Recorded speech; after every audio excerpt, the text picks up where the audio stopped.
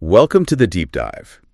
Today, we're really embarking on quite a journey, I think, deep into our own minds. Yeah, it's fascinating territory. We're going to try and, pull back the curtain a bit on how your conscious and subconscious minds interact. It's this powerful interplay that's kind of secretly shaping your daily reality. It really is. And most of the time, we're not even aware it's happening. Exactly. So our mission here in this deep dive is to unpack what that really means, these hidden programs. What are the implications? And how understanding them isn't just like interesting theory, Right. but it actually offers a path, a powerful way to transform things and get more aligned with what you truly want. It could lead to some real aha moments for people listening. Definitely. Could really shift your perspective on, who's actually running the show day to day. It's pretty remarkable, isn't it? How much of our actual lived experience is basically governed by these forces we barely notice. The source material we looked at really dives into this intricate ballet, you could call it, inside our own heads, how each part has its own power, its own influence. Totally. Because it's not just like one single mind doing everything. You might think of your conscious mind, the part that dreams and wishes, makes plans. Planner. Yeah. Right, the planner. It's like the captain of your ship. Thrives on creativity, being present. But here's the kicker, and this really got me. Our sources say it's only actively steering that ship maybe 5% of the time. 5%. It's tiny when you think about it. It really makes you wonder, how much of my day did I actually choose? That's the key thing. Because on the flip side, you've got the subconscious. Our sources call it this vast, powerful sea. And that's where all your learned behaviors live. Your automatic reactions, those deep habits. It dictates what, a whopping 95%? 95%? Yeah, of your daily reactions, just operating silently based on these stored programs. Things you probably don't even know are there. And it's subtle, it's in your gut feelings, your default settings, the way you react without even thinking. And it's so crucial to stress. Like you said, these programs they're not some dark force trying to mess you up. Not usually, anyway. No, not at all. They actually got built up from your experiences, especially when you're really young, right? To help you navigate the world. Exactly. To keep you safe, make things efficient. They were survival tools that just kept running on autopilot. Which brings us to those early years. Indeed. There's this profound idea. It's been echoed for ages, and our sources highlight it, that old Jesuit saying, "Give me a child until it's 7 and I will show you the man." I heard that. It's not just a catchy phrase. It points to this really critical time for brain development, for programming, essentially, shapes everything after. So, okay, what's happening then? In those first 7 years, the big deal is that your brain is mostly in what's called a theta state. Right. Think of it like being deeply relaxed, almost dreamlike. Your mind is just incredibly receptive. It's basically soaking up information directly without the usual critical filters that adults have. It's like hypnosis, almost. Yeah, exactly. That's why those early years are so foundational. Precisely. The young mind in that phase, it's genuinely like a sponge, just absorbing behaviors, beliefs, attitudes from parents, caregivers, the whole environment. The really eye-opening thing is how much of our adult life is just playing out these early programs. It's an enactment, yeah. You find yourself repeating patterns, reacting in ways, holding beliefs that feel like you, but really they're just echoes from way back then. Can be a bit daunting when you first grasp that. Definitely daunting, but also incredibly empowering, wouldn't you say? Because, okay, maybe lots of choices are automated, but it also means there's this window for transformation. Yes. Once you see the program, suddenly you have the chance to change it. And that's where the real aha moment kicks in. That's such a key point. It makes me think, how would someone listening even start to notice? What are the signs that these subconscious programs are maybe running things in a way they don't consciously want? Good question. How do you even begin to spot these patterns feel so normal? Like, that's just how I am. Well, yeah, trying to step out of the shadow of these old programs, it can feel like you're solving some kind of mystery, can't it? Definitely. Our source material actually uses this brilliant analogy. Right. Really powerful. Oh, the Matrix one. Yeah. Picture yourself, right out of the movie The Matrix. You're standing there at that crucial point. The pills. Yeah. Deciding between the blue pill, stay comfortable, stay in the programmed reality or the awakening red one. And choosing that red pill, it's not just movie magic. It means you're choosing to fundamentally look at your reality to challenge those deep scripts. But the blue pill feels so much easier sometimes. Of course, that's the pull. And this isn't just abstract stuff. The source shared a specific story about a woman. She was really struggling in her career. I remember this one. Talented, driven, but kept hitting walls. Couldn't figure out why. So she starts digging, peeling back the layers, and she uncovers these old, almost forgotten messages from when she was a kid. Things she overheard like, rich folks can't be trusted, or maybe Money doesn't buy happiness. Right, those kinds of background beliefs. Exactly. And without her ever realizing it, those ideas had shaped her subconscious. Yeah. They were subtly steering her away from taking big professional leaps, even though consciously she wanted success. And her journey after realizing that is the really important part. Okay. She decided, okay, I need to change this. So she started this process of mindful reprogramming. When she faced a choice or felt a reaction coming on, She'd pause. she'd pause, and ask herself, okay, wait, is this reaction coming from a place of growth, or is this just that old limiting belief playing out again? That takes awareness. It does. Yeah. And by doing that consistently, challenging those automatic thoughts, those reflexes, she literally started building new neural pathway, rewiring her brain. And it's so important to remember, this isn't about like waging war on your subconscious, is it? Trying to erase it. No, not at all. It holds valuable stuff too. Right. The goal is more like sifting. Finding the gems, the useful skills, the good memories, the helpful habit, and then consciously choosing to let go of the outdated beliefs that just don't serve you. It's optimization, like you said earlier, making it work for you, not against you. Yeah, which ties into what Carl Jung said, right? That famous quote. Well, yes. Until you make the unconscious conscious, it will steer your life and you'll name it destiny. Powerful. It's about becoming the driver, not just the passenger, accepting whatever happens, understanding what's really steering. Taking the wheel. Exactly. So we've talked about intentionally reprogramming, but sometimes life kind of hands us this powerful glimpse of conscious awareness, doesn't it?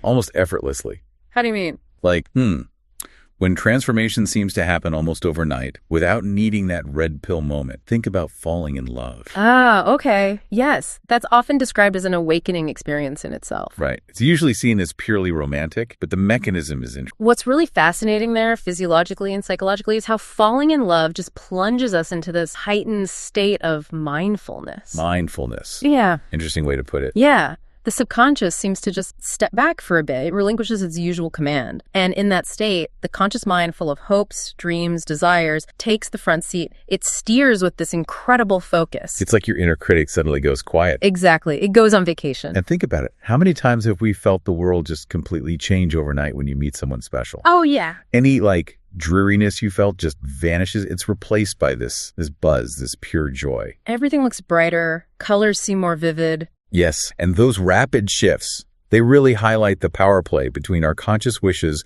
and the subconscious programs that usually run things. It shows how fast change can actually happen. And here's the challenge. Maintaining that state, that heightened mindfulness, that honeymoon euphoria, it's tough for most of us. Right. Reality sinks back in. Yeah.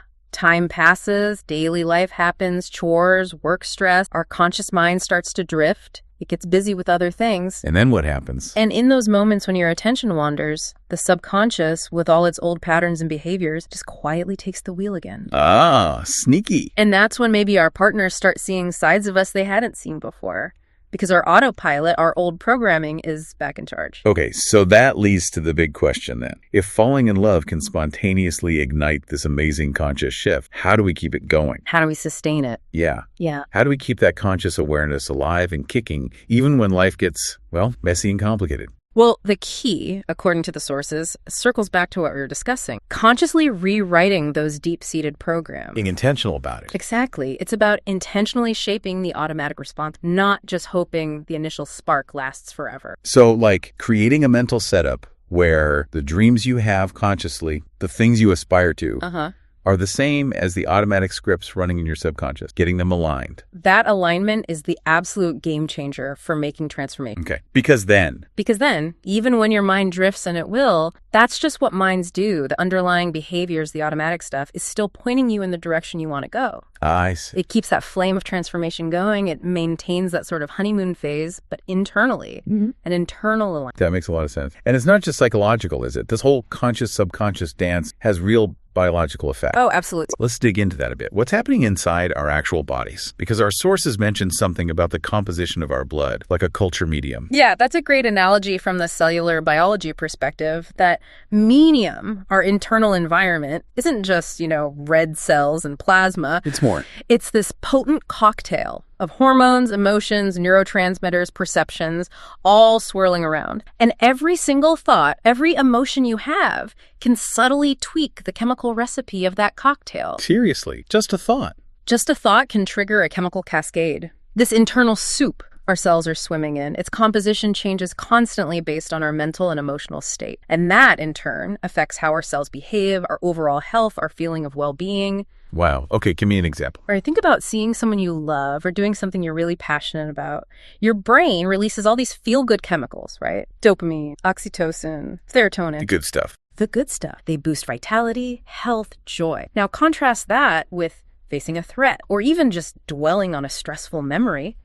Your brain instantly pumps out stress hormones like cortisol and adrenaline, agents that trigger inflammation. Your internal state directly impacts your physical state moment by moment. So navigating those ups and downs, managing that internal chemistry, it really requires understanding how our conscious mind can shape it. Precisely. It's about realizing you have influence over your own biology through your mental states. It's not just about feeling better emotionally. It's about impacting your physical health directly. It's kind of wild to think that most people deep down want very similar things. What do you mean? Like a life filled with love, happiness, good health, peace, pretty universal aspirations. Sure, fundamentally, yes. Yet for so many of us, those things feel just out of reach. And it often comes back to these subconscious programs pulling us in another direction, even when we consciously want those things. That's the conflict right there. And to break that cycle, the path involves, again, consciously reprogramming, infusing the subconscious with the same desires that your conscious mind holds. Getting them on the same team. Exactly. Creating that self-sustaining loop. So even when you're distracted or stressed, your subconscious, now aligned, keeps nudging you towards the life you actually want. It becomes your default setting. Your automatic current flows the right way. Perfectly put.